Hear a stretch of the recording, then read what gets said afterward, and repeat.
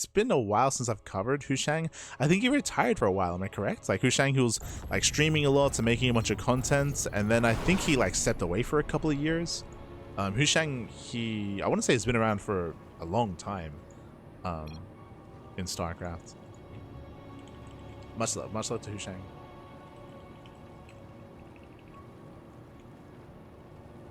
But here we go. Spawning in the top right-hand corner of Storm Push, we have the orange Zerg player, the orange Zerg player himself. I believe the Canadian Zerg, it is HuShang. And spawning in the bottom-hand corner, we have the green Protoss player, the green Protoss. We have the South green Protoss, it is Perceive. And if you're in the chat, predictions are open. Place your bets on who you think will claim the series. Best of luck in the chat. Let's go. But yeah, just double checking. So HuShang, he used to be active back in Heart of the Swarm. I remember. HuShang. He was more active back in Heart of the Swarm. And then again, I want to say in Legacy of the Void, he did take a step back and stepped away from the game. And recently returned. So really cool to see him being active once again. HuShang. Yeah, I'm just double checking here. So we have a massive gap between 2018 and 2024. Where he used to compete in tournaments back in 2018, then took like a 6-year break. Jesus. 6 years. Then he came back to us. So welcome back, HuShang. Welcome back. I knew he took a hiatus, but yeah, 6 years. It's crazy.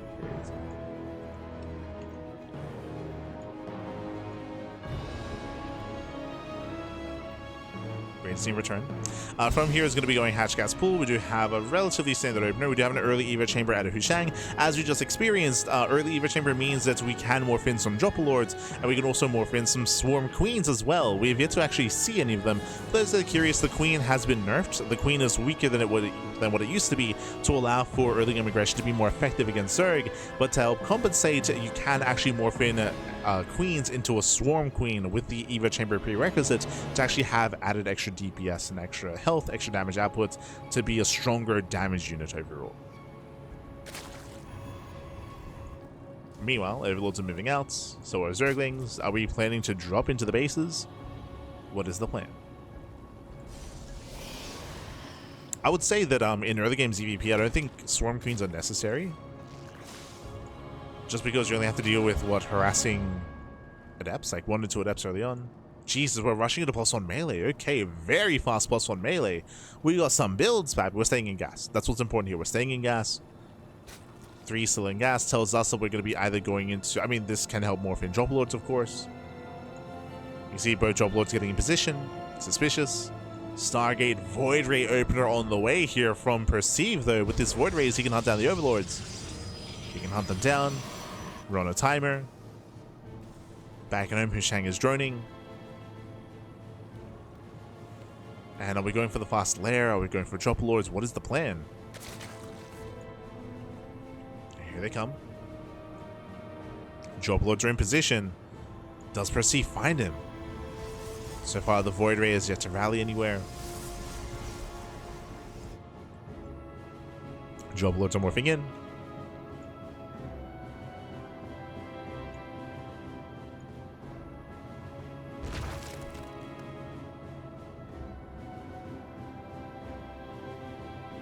See in the chat, what is the balance mod? Will we see this on the ladder? No, not on the ladder. It's just a custom mod that was made. Custom mod, crazy mod. Not for the ladder. And we find the Drop Lords. Yeah, he finds the Drop Lords. Both Drop Lords go down. We deny the drop. At the same time, Lings they poke in, but we have a full wall here. We have the shield battery. We have the shield overcharge as well, which is never going to be used, of course. Why bring it up? Second Stargate's on the way. We're being pushed. Let's go. I love that you can like leave an army idle in the water and it's going to be moved to the center. It's great.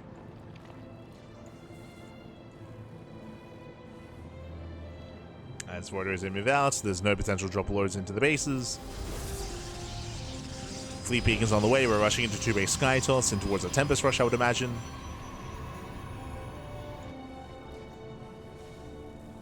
Warriors are coming. And remember, the queens are weaker here. We can morph in some Swarm Kings to help defend. Try to morph them in. Spores repositioning. Hydras are on the way. And that might just be a dead base. Oh, yeah, that's going to be dead expansion here. We cannot save the third. Massive pickoff. Ay, ay, ay. From here, working towards +1 carapace. Carrier production's underway, so it's going to be a 2-base carrier rush. Oh, boy.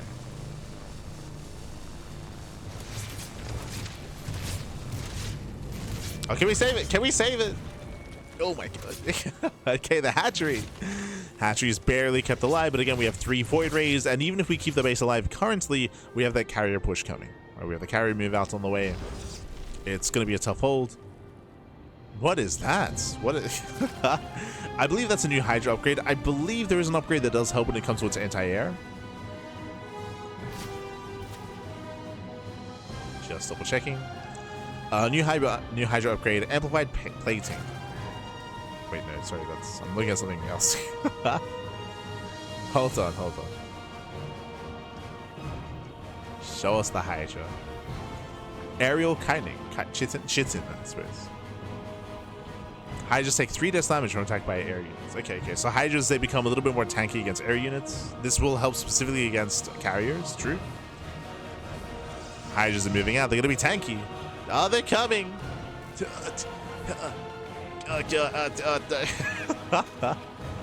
Never mind. As Hydras, they rotate over. They rotate towards the third. There's not that many of them. And we pull away. And HuShang does pull away. Building up his army. Perceive likewise amassing on more carriers. Over time, this is getting out of hand. Now, let's have a look here. Have we made any other changes to the Infestor? I'm curious as to if any changes were made to help specifically against Skytoss. Let's have a look here. Can roaches shoot up? Have we given them like a flying upgrade, like a hover upgrade? Consume changes to the Viper. Have there been any Infestor changes? Alright, they've infested Terran, true. Remove Microbial Shroud. Okay. So Infestors are less of a supportive unit for Hydras than they once were, as there's no Microbial Shroud. They can launch Infested Terran. In my mind, they're more harassing units. Are they? There's only 4, right? Yeah, max 4 Infested Terran. You can let us know. Are Infested Terran viable against Carrier? I would imagine in this version they're not. Maybe.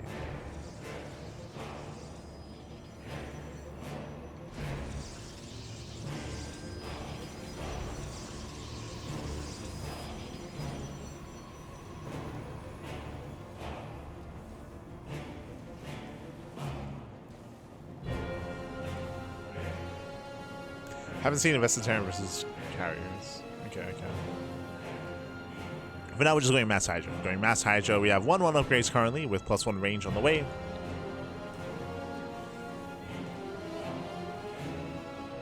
The issue here, of course, is sure, Hydras can have a bunch of upgrades that will help against the carriers, but ideally it'd be Skytoss with Storm. And here we go. Templar Archives are on the way. Storm will still annihilate Hydras as Storm is on the horizon, but technically Storm isn't ready yet.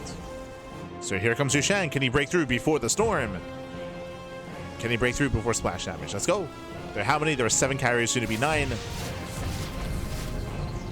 Hydras, they pick in. So far, nice auto-stepping. They auto-step against the Interceptors. So far, they hold their own.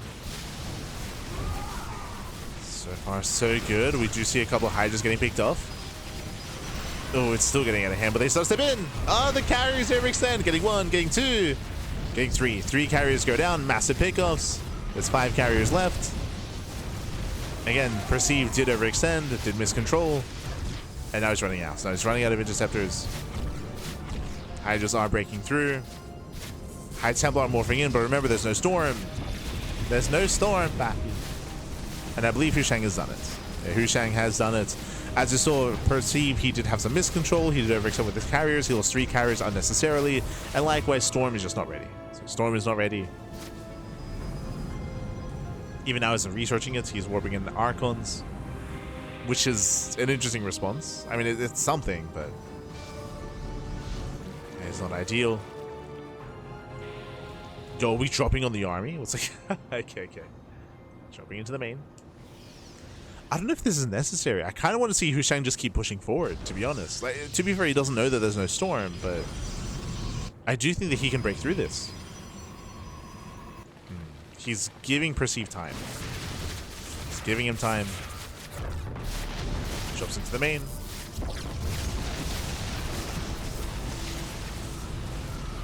These Hydras are going to be cleaned up. As HuShang does split up his own army. These Hydras are thrown away.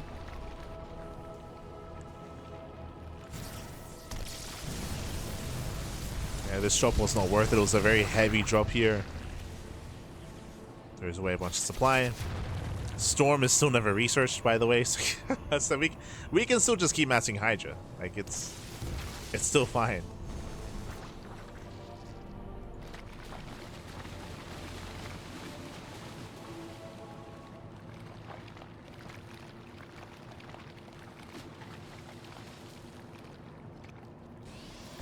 So no Storm, no upgrades. The mass Hydra can still aim him in. As HuShang is supply blocked. Is still giving his opponent time, which is concerning.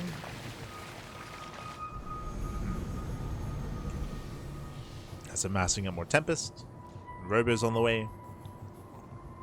Can maybe lead into Colossus. We're still waiting to see the splash damage of choice, whether it's Colossus or Storm.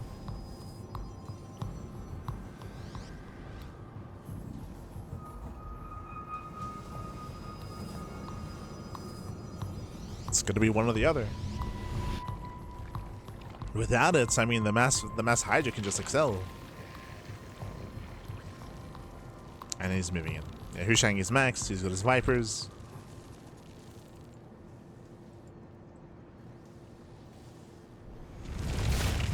Does give it in, taking out one of the Stargates. Tempest gets some free hits, but here come the abductions. Oh, gets 1, 2, 3, 4. Gets every single carrier. And with that, he's done it. HuShang, he does overwhelm, takes out all the Tempest, the carriers, the everything. They kite the army into the Lurkers. And now there's no more Sky Toss. There's no more Sky Toss. Massive on Burrow. Does get up the ramp. And HuShang has done it. He has done it. As you mentioned, without any splash damage, what could Perceive do? Like, what could he do? Did overextend earlier to take a rough fight. But now he's stuck with pure Archon. Ugh. Do we have any Archon upgrades? Do we have shield upgrades for the Archons? Oh no. Let's have a look.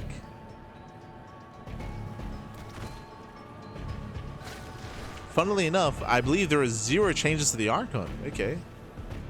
Interesting.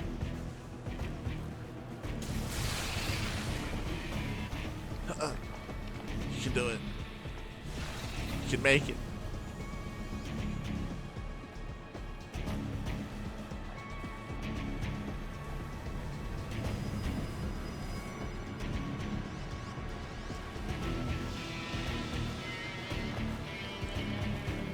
Hydras they move out, once again catching up the army.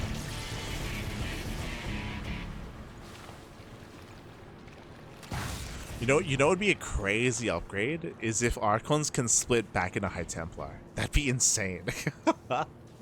Oh my god. I was just trying to think of something outside the box. But the idea of defusing Archons, mate. Here we go. We do dive in. Jordan's going to be going down. We catch out the mineral line. That's going to be a lot of economic damage, actually. But once again, the Hydras should hold their own. Like, they should be fine.